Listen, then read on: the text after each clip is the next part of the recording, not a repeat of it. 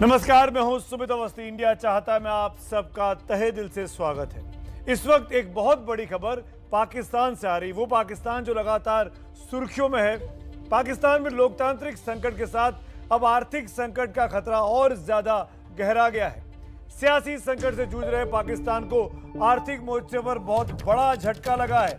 अभी मिली जानकारी के मुताबिक IMF ने पाकिस्तान के लिए सभी लोन को सस्पेंड कर दिया है। यानी इंटरनेशनल मॉनेटरी फंड जो आप पाकिस्तान को लोन देने वाला था, ऋण देने वाला था, उन पर रोक लगा दी गई है। ऐसा पाकिस्तान की राजनीतिक इस अस्थिरता की वजह से किया गया है। जिस तरह का माहौल पाकिस्तान में बना हुआ है, इसीलिए IMF को लगा कि अभी ये लोन का सैंक्शन पैसा पाकिस्तान को नहीं देना चाहिए। अब इसका असर क्या होगा? असर ये होगा कि आर्थिक संकट से जूझ रहे पाकिस्तान को फिलहाल IMF की तरफ से कोई पैसा नहीं मिलेगा, जिससे पाकिस्तान की आर्थिक स्थिति पर बहुत बड़ा कुठाराघात होगा। IMF ने हाल ही में पाकिस्तान के लिए करीब 40,000 करोड़ रुपए के लोन को मंजूरी दी थी। 40,000 करोड़, और इस सब पर अब रोक लग गई है। ये पैसा पाकिस्तान तक नहीं पहुंचेगा। पाकिस्तान के अलग अलग डेवलपमेंटल प्रोग्राम्स के लिए ये पैसा सैंक्शन किया गया था, लेकिन अब IMF ने इस 40,000 करोड़ की बड़ी रकम पर रोक लगा दी है। बहुत बड़ा झटका है पाकिस्तान के लिए, पाकिस्तान के आवाम के लिए और पाकिस्तान के हुक्मरान के लिए भी। एक तरफ तो इंडिया है जो सिर्फ अपने लोकतंत्र को न सिर्फ मजबूत रखना चाहता है, बल्कि ये भी चाहता है कि दुनिया के हर देश में लोकतंत्र की जड़ें आबाद रहें, गहरी हो। लेकिन बिल्कुल पड़ोस के पाकिस्तान में ही जमहूरियत चलाने वालों पर और हुक्मरानों पर कई तरीके के सवाल घूम रहे हैं। दुनिया पिछले 32 घंटे से इन्हीं सवालों के जवाब ढूंढ रही है, लेकिन इसके लिए अभी 16 घंटे उसको और इंतजार करना पड़ेगा। अब कल दोपहर 12:30 बजे पाकिस्तान का सुप्रीम कोर्ट बताएगा कि पाकिस्तान में इमरान खान की मर्जी चलेगी या फिर उनकी मर्जी बिल्कुल नहीं चलेगी। और आज का हमारा सवाल इसी से जुड़ा हुआ है कि क्या सुप्रीम कोर्ट पाकिस्तान की संसद का फैसला पलट सकता है? यह हमारा आज का सवाल है। ABP न्यूज के ट्विटर हैंडल @ABP न्यूज पर जाकर आप अपना जवाब दे सकते हैं। अगर आपको लगता है कि हाँ पलट सकता है तो ऑप्शन A को टिक करें, और अगर आपको लगता है नहीं तो ऑप्शन B को जाके क्लिक कर सकते हैं। कार्यक्रम के आखिर में फाइनल जवाब भी आपको दिखाएंगे। सवाल एक बार फिर दोहराता हूं कि क्या पाकिस्तान का सुप्रीम कोर्ट पाकिस्तान की संसद का फैसला पलट सकता है? इसी मुद्दे पर बात करेंगे। खास मेहमान हमारे साथ इस शो में जुड़ेंगे, जैसे वो जुड़ते रहेंगे उनका परिचय मैं आपसे कराता रहूंगा। आरिफ अब्बासी साहब इमरान खान की पार्टी के नेता हैं, जुड़ गए हैं। तारिक फतेह साहब जाने माने पत्रकार हैं, कॉलमिस्ट हैं, टोरंटो से हमारे साथ जुड़े हुए हैं, पाकिस्तानी मूल के लेखक हैं। इसके साथ ही कुछ और मेहमान भी हमारे साथ जुड़ेंगे, उनके साथ भी इस चर्चा को हम आगे बढ़ाएंगे। लेकिन इन लोगों से बात करें उसके पहले आपको एक बात समझाना बताना बहुत जरूरी है। पाकिस्तान में लोकतंत्र तब टूटा है जब पाकिस्तान के वजीर आजम या पाकिस्तानी फौज के चीफ ने अपनी मनमर्जी चलाने की कोशिश की है। आखिर इस बार किसकी मर्जी चलेगी? सेना की, या सेना की मदद से 3.5 साल पहले वजीर आजम बनने वाले इमरान खान की? या फिर सुप्रीम कोर्ट का कल का फैसला कुछ नया ही पैगाम लेकर आने वाला है? इसको समझने के लिए आपको देखनी होगी मेरे सहयोगी अमीर हमजा की एक्सक्लूसिव रिपोर्ट सीधे इस्लामाबाद से।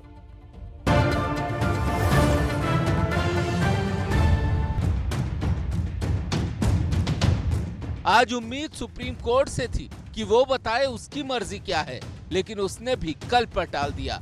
हाँ, इतना जरूर कहा कि डिप्टी स्पीकर के पास अविश्वास प्रस्ताव रोकने का अधिकार नहीं है। आइन की सरीहन खिलाफ वर्जी कल की गई, आइन शिकनी की गई, आइन को तोड़ा गया इमरान नियाजी और उसके टोले ने। किस मुंह से ये आइन की बात करते हैं? पीपल्स पार्टी और नून लीग को तो आइन का नाम लेते हुए शर्म आनी चाहिए। और उसने खुद बंदूक उठा के खुदकशी कर ली अपनी हुकूमत।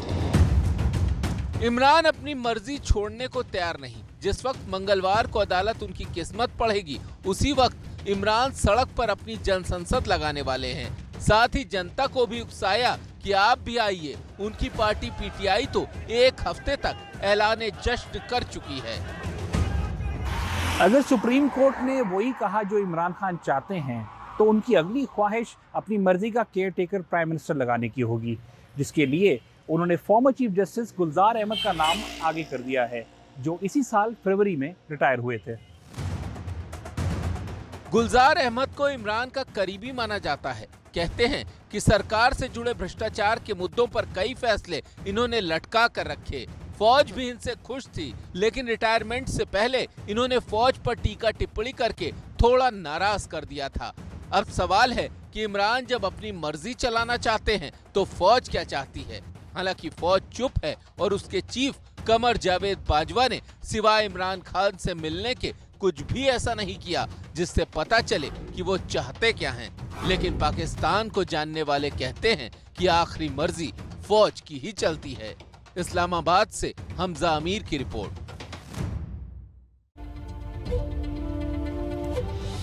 तो अभी हमने चर्चा की पाकिस्तान में जमहूरियत पर छाए संकट की, लेकिन भारत का एक और पड़ोसी मुल्क, हम श्रीलंका के बारे में भी बात करेंगे, लेकिन वो वहां पर भी काफी ज्यादा दिक्कत छाई हुई है। इस वक्त ध्यान सबका पाकिस्तान पर है। पाकिस्तान के खास मेहमान हमारे साथ जुड़े हुए हैं, जैसा कि मैंने आपको बताया। सबसे पहले बात पाकिस्तान की करते हैं।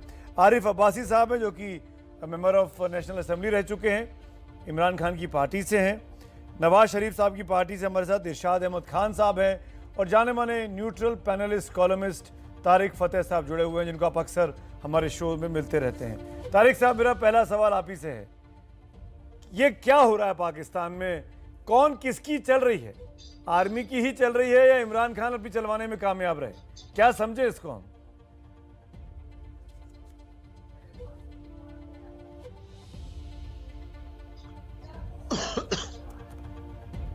अब तो सुप्रीम कोर्ट की चलेगी, क्योंकि सुप्रीम कोर्ट अगर कल ये तय करता है कि डिप्टी स्पीकर साहब ने एक टाइप हुआ हुआ पर्चा जिस पे सिग्नेचर किसी और के थे, लॉ मिनिस्टर ने आके दिया, उन्होंने खटाखट पढ़ा एंड डिसमिस कर दी पूरी कि ये सब अमेरिकन एजेंट हैं, ये जो ऑपोजिशन के लोग हैं, they are enemies of the state, and that is why इनका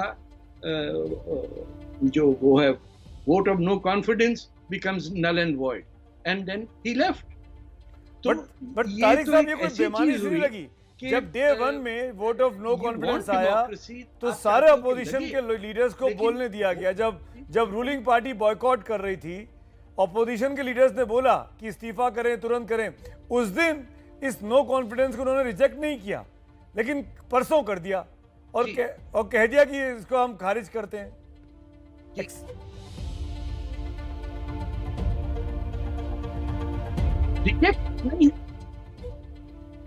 नहीं, वोट नहीं हुआ।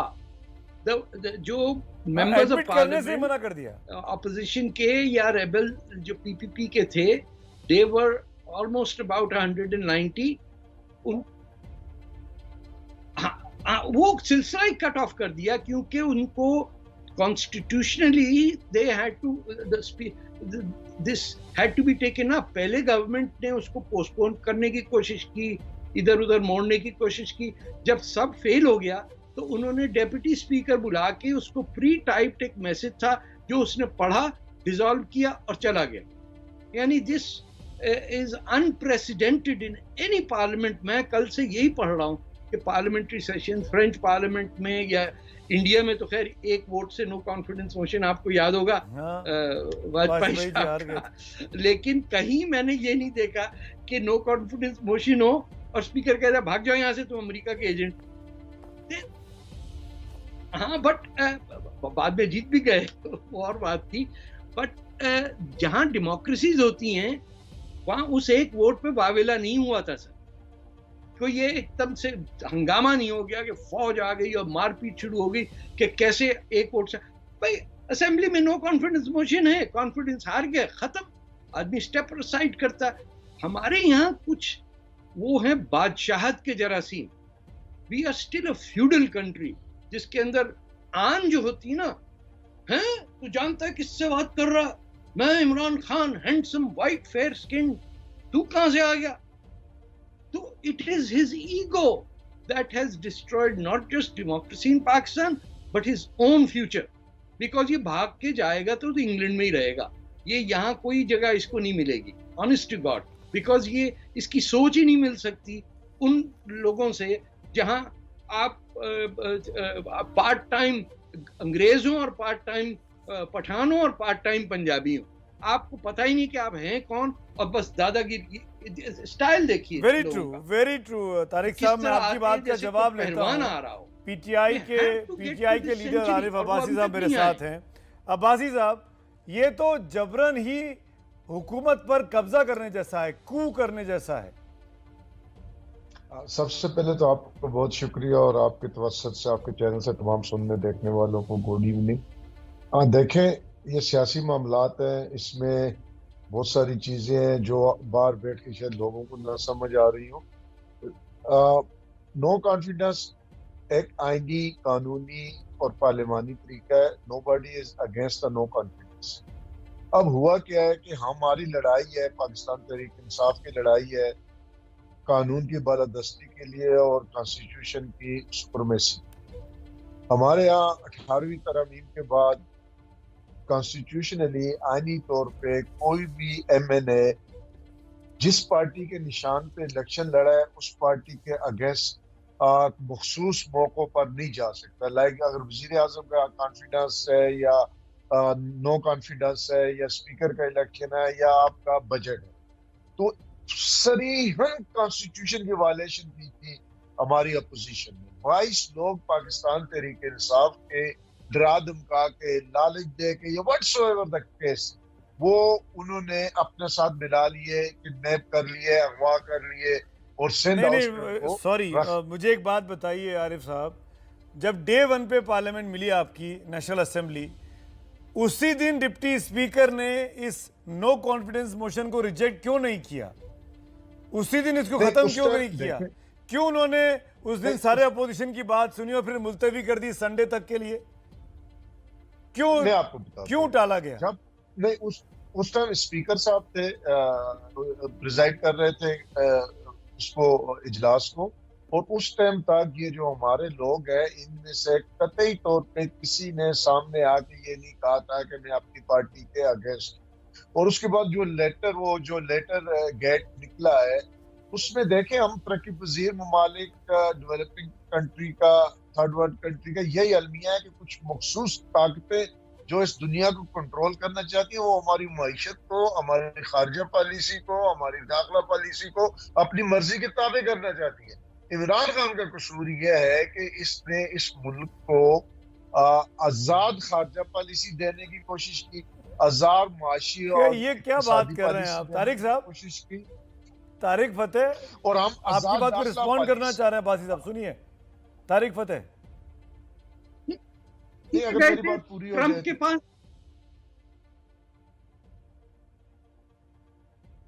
जी आवाज नहीं आ रही। देखें, मैं आपकी एक बात तो कर लूं कि आपने कैसे तय किया कि कौन किसको वोट दे रहा था? देखिए, बगैर वोट हुए आपने तय कर लिया कि ये सब जो है मेरी पार्टी के अगेंस्ट वोट करेंगे। अरे वोट तो करते उसके बाद आप उनके वोट कैंसिल करने के लिए बात करते कि they have violated the 18th amendment. आपने वोट ही नहीं करने दिया एंड यू प्री जज कि ये चोर होंगे बड़े होके, तो इनकी अभी से पिटाई शुरू कर दो। ये कैसे हो सकता है? You first have to see that the crime has been committed, the violation has taken place. Without that violation taken place you pass a judgement. वो मान लेना बात कि लिखा हुआ कहीं और से आया, डेप्यूटी स्पीकर कोई और था, नीचे स्पीकर का नाम कुछ और था, और वो डिक्लेयर करके भागा वहां से। बिल्कुल, ये पूरी तरीके से डेमोक्रेसी को आपने नीचा दिखाया, आपकी पार्टी के लोगों ने नीचा दिखाया। तू बैठेगा आज पार्लियामेंट में, नेशनल असेंबली में फेस करने की बजाय भाग गए आप लोग, क्योंकि आपके पास नंबर्स नहीं थे। बासी साहब, नहीं, मेरी बात सुनिएगा। उस टाइम स्पीकर के खिलाफ नो कॉन्फिडेंस आ चुकी थी और इखलाकी तौर पे स्पीकर उस इजलास को प्रेजाइड नहीं कर सकते थे, क्योंकि ऑलरेडी उनके खिलाफ नो कॉन्फिडेंस उन्होंने एक दिन पहले जमा करा दी थी। तो तो कानूनी तौर पे deputy speaker suppose to preside this session because of non availability due to no confidence on the speaker. नहीं, पर अब्बासी साहब डे 1 में भी डिप्टी स्पीकर थे और संडे को भी डिप्टी स्पीकर थे। डे 1 में स्पीकर साहब थे इरशाद अहमद खान।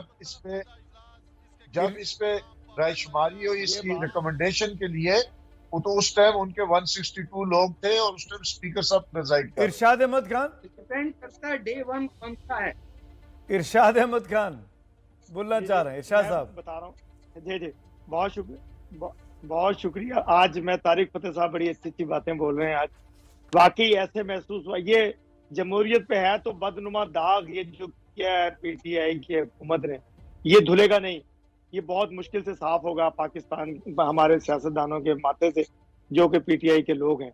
और दूसरी बात यह है कि तारिक फतेह साहब ने सही फरमाया कि अभी तो असेंबली में पहुंचे थे, वोट तो डला नहीं था, उससे पहले ही भाग गई असेंबली के जनाब डिप्टी स्पीकर साहब। भाई आप बात सुने, कोई बहस हो, कोई लोग हो तो तब बात कीजिए। आप तो आए, आपने डिक्टेटरशिप ऐसे जैसे बादशाह के निजाम में होता है वैसे बादशाह की 2 लफ्ज कहे, असेंबली को खत्म किया और आप भाग गए वहां से उठ करके। उसी तरह फिर आपके वजीर आजम साहब ने किया, उसके बाद सदर पाकिस्तान साहब ने भी यही किया। मालूम नहीं कि ये कौन सी बादशाहत है। मेरे ख्याल बादशाहत में भी ऐसे नहीं होता होगा। बादशाह भी सुनते होंगे अपनी रियाया से, अपनी आवाम से, लोगों से कि भाई आपको क्या प्रॉब्लम्स हैं, आप भूखे मर रहे हैं, आपको रोटी चाहिए, पानी चाहिए, आपको क्या चाहिए।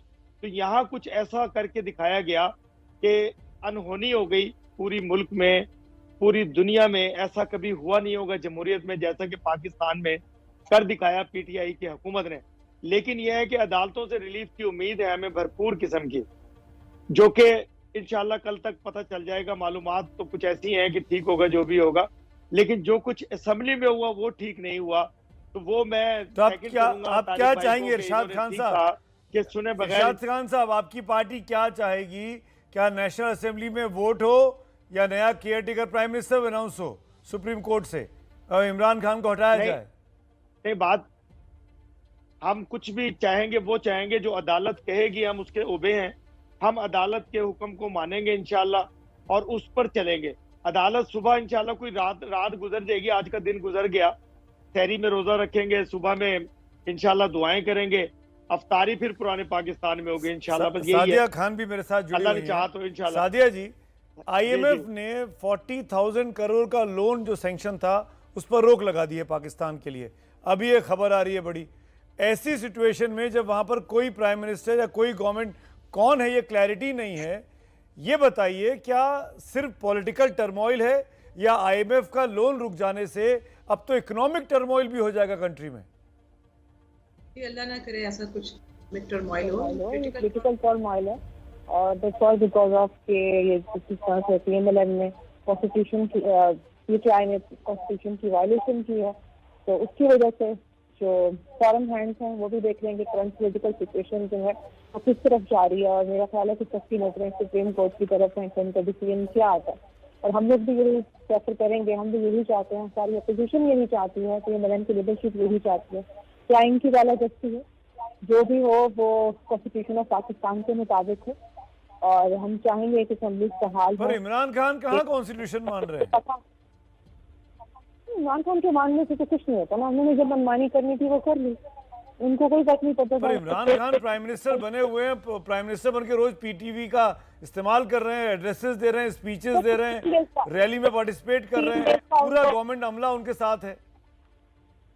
15 दिन का उनको टाइम पीरियड दिया गया है क्योंकि इस वक्त करंटली उसमें असेंबली जो है वो डिसॉल्व हुई है, तो कानूनी तौर पर उनको आईनी तौर पर भी 15 दिन का टाइम पीरियड दिया गया है। लेकिन इससे पहले इंशाल्लाह सुप्रीम कोर्ट का डिसीजन आ जाएगा। पर इससे तो हर रोज पॉलिटिकल स्पीच देकर अपने लिए कॉन्स्टिट्यूंसी तैयार कर रहे हैं, अपने वोटर्स तैयार कर रहे हैं, अपनी पॉपुलैरिटी बढ़ा रहे हैं। कॉन्स्टिट्यूंसी उन्होंने क्या करनी है, पॉपुलेशन उनकी जो वोटर्स है उनकी पॉपुलैरिटी इस स्टेज से कोई नहीं हो सकती जिस हिसाब से जिस तरह से वो उन्होंने असेंबली को डिसॉल्व किया है। वो खुद भी इलेक्शन के लिए इलेक्शन के लिए प्रिपेयर नहीं है, क्योंकि देखिए अगली इलेक्शन में जो आवाम वोट देती है वो पिछली कारकर्दगी को देकर देखती है। आपने पीछे क्या किया इस चीज को देकर देखती है। आपने पीछे कुछ किया ही नहीं तो आपको किस चीज के वोट की उम्मीद है कि फ्यूचर में भी लोग हमें कंसिडर करेंगे। अरे अब्बासी साहब जवाब दीजिए, नाम पर आए थे, कैसे जीतेंगे चुनाव? पॉपुलैरिटी है नहीं आपके पास, काम क्या रह गया? देखिए, मैं आपको अभी रिसेंटली 4 दिन पहले KPK में हजारा डिवीजन के इलेक्शन हुए हैं। ये सारे लोग जानते हैं कि हजारा डिवीजन पिछले 40-50 साल से नून लीग का गढ़ है, लेकिन हमने वहाँ मेजॉरिटी ऑफ द सीट जीती है। नून लीग की वहाँ 2 सीटें हैं, मौलाना साहब की 5 सीटें हैं, हमारी 37 सीटें हैं। मतलब ऐसे एरिया, और इस सारा वो हुआ है इस एपिसोड के बाद, तहरीक आदम और के बाद, और लोगों ने बेताशा हमें वोट दिए हैं। और ये अभी रिसेंटली 4 दिन पहले की बात, और हमारे लिए भी अनएक्सपेक्टेड था कि लोगों के इतने चेंज हुए हैं। अब्बासी साहब, सादिया जी जवाब दे रही हैं। अब्बासी साहब, सादिया जी को बोलने दीजिए। मुझे दीजिए। मैं सादिया जी, 6,000 रुपए का 6,000 रुपए का वोट जो है वो खरीदा गया। मैंने भी ऐसी बात की नहीं। सादिया मुझे बोलने दीजिए, आप सादिया मुझे बोलने दीजिए, मैं जवाब देता हूँ अब्बास साहब को। जी प्लीज। जी बोलिए इरशाद साहब। तो मैं ये कह रहा हूँ, मैं ये कहूँगा अब्बासी साहब, आप भाई हैं मेरे, मुझे ये बताइए नेशनल असेंबली की और आपकी सूबाई असेंबली में भी कुछ सीट ली है आपने, जो कि इलेक्शन होते रही, ये आप बल्दियाती इलेक्शन को क्यों बार बार बोलते हैं कि आपने सीटें ले ली? मुझे ये बताइए नेशनल असेंबली की सीटें, कोई अगर इलेक्शन हुआ है, बाई इलेक्शन हुआ, तो उसमें आपने कुछ सीट हासिल की, आपके क्या हालात हुए, क्या लोगों ने आपके साथ किया? आप मुझे ये बताइए, बल्दियाती इलेक्शन को छोड़ दिए, मोहल्ले का है कि अगर मैं गली में खड़ा होऊंगा, सारी गली के मोहल्ले के लोग मुझे वोट देंगे। बात ये होती है नेशनल लेवल पर आप आए। नेशनल लेवल पे जब आप आएंगे फिर आपको वैल्यू पता लगेगी पीटीआई के साथ अवाम क्या करती है और अवाम के साथ आपने क्या किया, पाकिस्तानियों के साथ आपने क्या किया। ये जो कुछ कर रहे हैं, अब आप लोग डी चौक में जा रहे हैं आज रात को, क्या करने जा रहे हैं भाई? आप मुल्क में अमन रहने दीजिए, लोगों को रोजा रख के सोने दीजिए। पहले बड़े परेशान हैं लोग, जा रहे हैं बगैर रोजे खोल रहे हैं। पॉलिटिकल फायदे के लिए, मैं वही कह रहा हूँ कि अब्बासी साहब, इरशाद साहब, पॉलिटिकल फायदे के लिए इमरान खान धरने पर, प्रोटेस्ट पर बैठ रहे हैं। उनको माइलेज मिलेगा, तमाम अखबारों में, टीवी चैनलों में उनकी तस्वीरें चलेंगी, वो तकरीर देंगे और उनको लगता है कि इससे उनका फायदा होगा तकरीर से इलेक्शन में। नहीं, इसलिए पिछले 10 दिन से यही कर रहे हैं। नुकसान होगा, नहीं नुकसान होगा उनको, इसलिए कि जब एक कायद खड़ा होता है, किसी पार्टी का लीडर खड़ा होता है, उसके पीछे लाखों करोड़ों लोग होने चाहिए। जब ये पहले होते थे, जब ये नए नए आए थे, नए पाकिस्तान बनाने, बेड़ा गर्क करने पाकिस्तान का, उस वक्त लोग इनके साथ खड़े होते थे, यंगस्टर। अब ये जहां खड़े होते हैं, इनके पीछे 10 लोग होते हैं, उसमें से 10 लोग में से 8 लोग इनके खिलाफ गो इमरान गो के नारे लगा रहे होते हैं। मैंने आपको कल भी कहा था, कल सुप्रीम कोर्ट के आते अब्बासी साहब, एक मिनट मौका दूंगा। इरशाद साहब, एक मिनट रुकिए, दोनों लोग रुकिए। एक बड़ी खबर आ रही है आपके पाकिस्तान से आ रही है, सुनिए ध्यान से सुनिए। इमरान खान की पार्टी में एक बहुत बड़ी फूट की खबर है। पीटीआई के फाइनेंसर अलीम खान ने सनसनीखेज आरोप इमरान की पत्नी की दोस्त के ऊपर लगाया है कि वो भ्रष्टाचार में शामिल हैं। अलीम का ये कहना है, बुशरा की मदद से फराह नाम की महिला ने भ्रष्टाचार किया है। ये बड़ा इल्जाम लग रहा है। इमरान खान की पत्नी की जो दोस्त हैं, उन पर भ्रष्टाचार करने का आरोप है। खबर तो यहां तक आई है कि ये जो दोस्त हैं फराह, ये मुल्क छोड़कर निकल भी गई हैं, क्योंकि इन पर ही सबसे बड़ा इल्जाम है करप्शन का, भ्रष्टाचार का। अब्बासी साहब, इमरान के साथ के लोग अब जाने लगे हैं मुल्क छोड़ के। अलीम भाई जो है ना, वो पिछले 2-2.5 साल से हमारे साथ नहीं है, उनके खिलाफात पार्टी के साथ।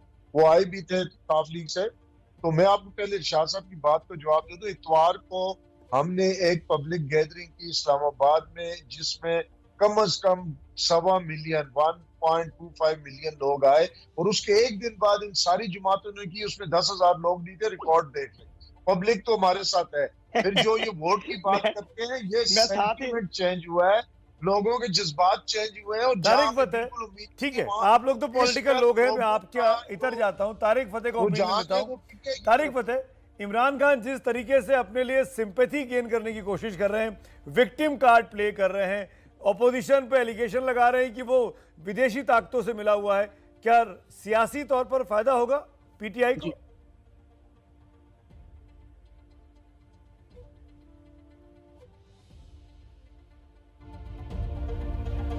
हाँ, किसी हद तक बेवकूफ लोग साथ देंगे, लेकिन इन्होंने इंश्योरेंस पॉलिसी जो ली हुई है उसको नहीं आपने देखा कि जब ये कह रहे हैं कि अमेरिका हमारे खिलाफ साजिश कर रहा है तो साथ ही में चीफ ऑफ आर्मी स्टाफ से बयान दिलवाते हैं कि अमेरिका पाकिस्तान की दोस्ती बड़ी पक्की है, बड़ी पुरानी है, और वो जनरल बाजवा कहते हैं कि रूस को निकल जाना चाहिए यूक्रेन से। आप देखिए कि टू कंप्लीटली ऑपोजिट फिगर्स। ये वो हिसाब है कि loose if I win, if I win and I win even if I lose. यानी सिर्फ आप डिसऑनेस्टी देखिए, इंटेलेक्चुअल डिसऑनेस्टी जिसे कहते हैं, कि the country's prime minister is claiming that United States is trying to undermine his government. तो ये अपने इमाम हुसैन की तरह करबला के अंदर जिहाद लड़ने जा रहे हैं, और दूसरी तरफ अपने कमांडर इन चीफ से कह रहे हैं कि उनकी तारीफ कर दो यार, मेरे से तो नाराजगी होगी, पिटाई हो जाएगी नेक्स्ट टाइम मैं वहां गया तो ये कर लो। ये the people have followed a person who is so dishonest कि when he was in Toronto 3-4 years ago, इसको जहाज से उतार लिया गया। he had $50,000 in his pocket. They had to distribute that money amongst his 10-15 people, and American जो security है जो कनाडा में बैठती है, they took him out. चुपचाप करके आके खबर दबा दो करके किसी को पता ही नहीं चला। हम तो यहाँ बैठे, हमें आइडिया है ना कि future prime minister of Pakistan being dragged out from a plane with 20 other people, उनकी जेबें खाली हो रही। ये जो ऑनेस्टी का लिबादा है कि मैं एंटी इंपीरियलिस्ट हूँ, भाई मैं एंटी इंपीरियलिस्ट हूँ तो मेरी और इनकी उम्र तो एक ही है। ये कब किसी अयूब खान के खिलाफ जुलूस निकाला इन्होंने, सीटो सेंटो के बारे में इन्होंने क्या कहा। पाकिस्तान की आवाम अगर इस डिबेट को देख रही है, अमेरिकन चमचा मेरे शो को देखेगी, इनकी जिंदगी तो पता चलेगा कि इमरान खान के ऊपर किस तरह के एलिगेशंस आज भी लग रहे हैं और उनकी ऑनेस्टी पर अभी भी लगातार सवाल खड़े हो रहे हैं। लेकिन जो भी होगा, कल पाकिस्तान का सुप्रीम कोर्ट तय कर देगा इमरान खान जीतते हैं या अपोजिशन जीतता है, पता लग जाएगा। शुक्रिया आप चारों का मेरे साथ जुड़ने के लिए, अपना वक्त हमारे साथ देने के लिए। हिंदुस्तान के सिर के पास पाकिस्तान में लोकतंत्र का दर्द है तो नीचे श्रीलंका में अर्थतंत्र का दर्द। श्रीलंका आज सड़क पर आ चुका है।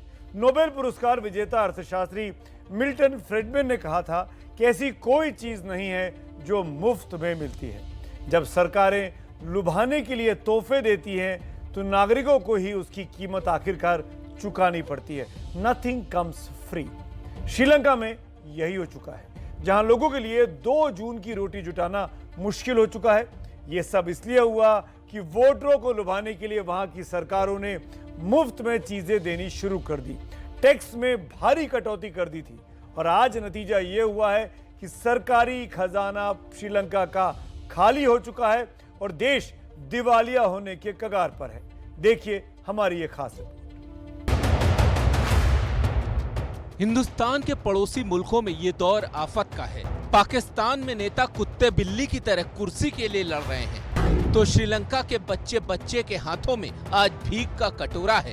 अभी उग्रवाद ठीक से थमा नहीं कि श्रीलंका के रुपए ने बर्बादी का नंगा नाच शुरू कर दिया। श्रीलंका में हालात विस्फोटक हो चुके हैं।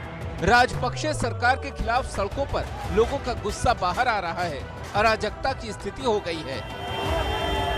श्रीलंका के नागरिक अपनी बुनियादी जरूरतों के लिए सड़क पर हैं। वो सरकार के खिलाफ प्रदर्शन कर रहे हैं। श्रीलंका के लोगों ने कभी इतने बुरे दिन नहीं देखे। डीजल के लिए उन्हें घंटों लाइन में खड़ा होना पड़ रहा है।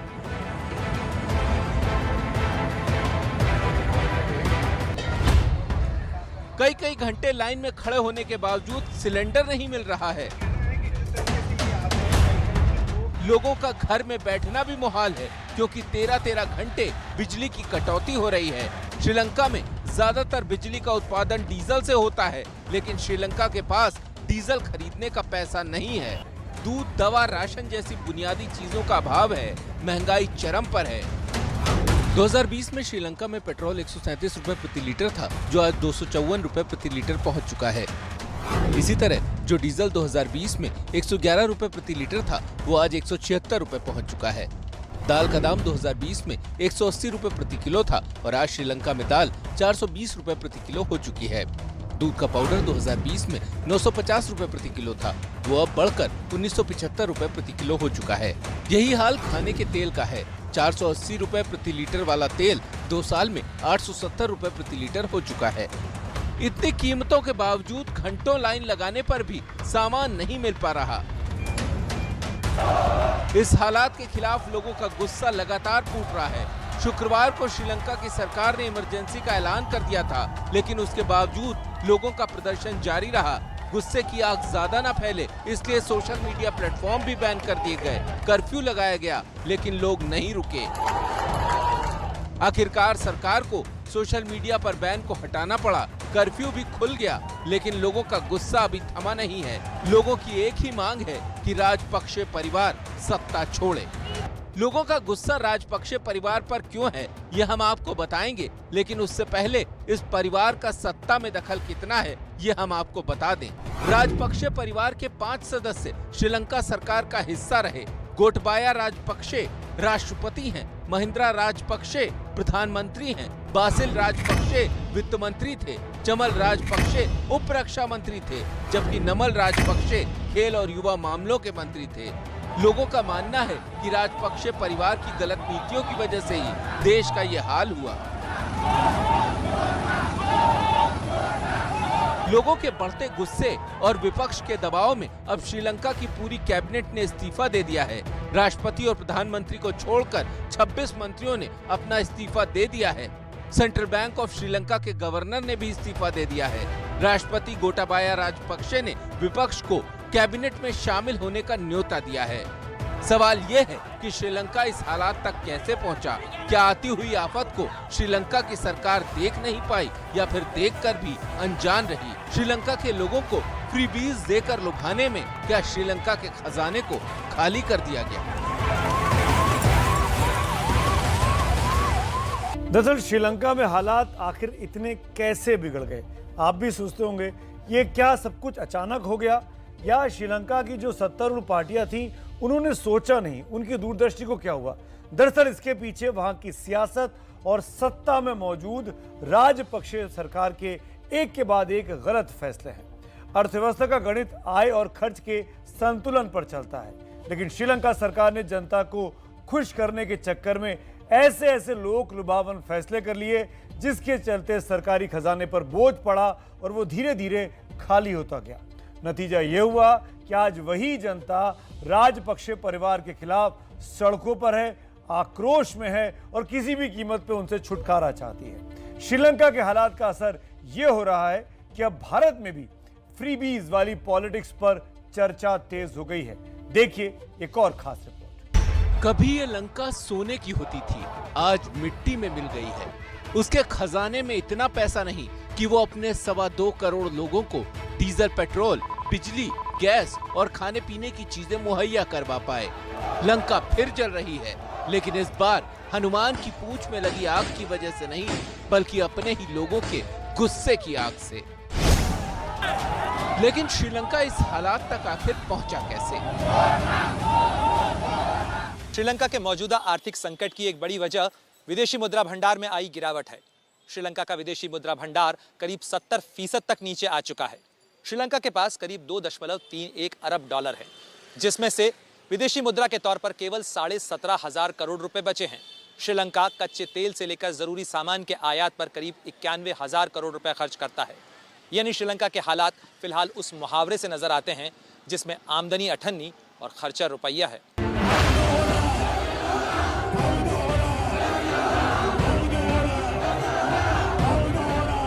ऐसा नहीं है कि ये हालात अचानक बने हैं। पिछले कुछ सालों में श्रीलंका सरकार के फैसलों के चलते ये देश आर्थिक संकट की ओर बढ़ रहा था। सबको इस बात का अंदाजा हो रहा था, लेकिन तब भी कड़े कदम नहीं उठाए गए।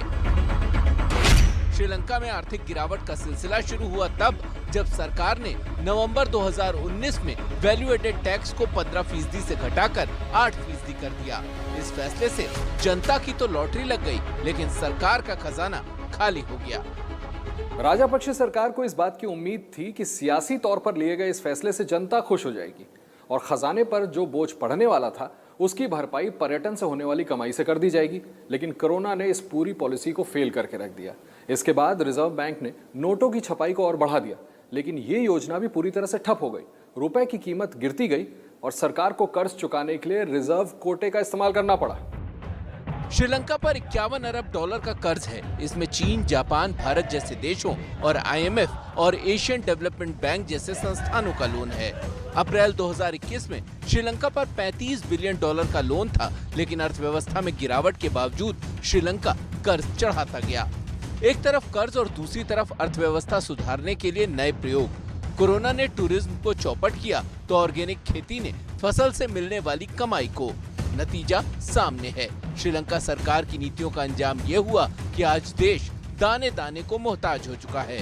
श्रीलंका को देखकर अब पड़ोसी मुल्क भारत में भी इस तरह की योजनाओं को लेकर मंथन शुरू हो गया है। प्रधानमंत्री के साथ मुलाकात में ब्यूरोक्रेट्स ने राज्यों की लोक लुभावन योजनाओं पर चिंता जताई है। ब्यूरोक्रेट्स का मानना है कि यह बहुत ज्यादा व्यवहारिक नहीं है, देश को श्रीलंका के रास्ते पर ले जा सकती है।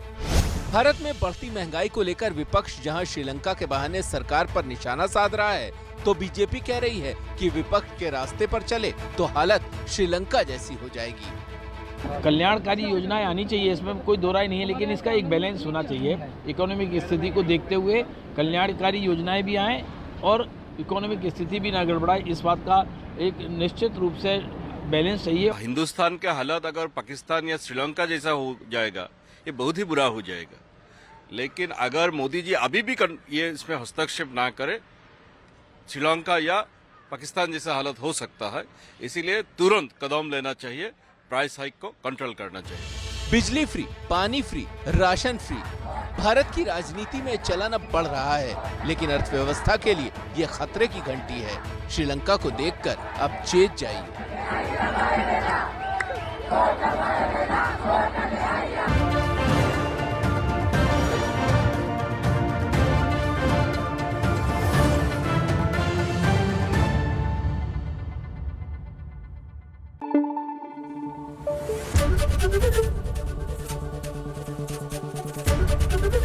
ABP न्यूज आपको रखे आगे।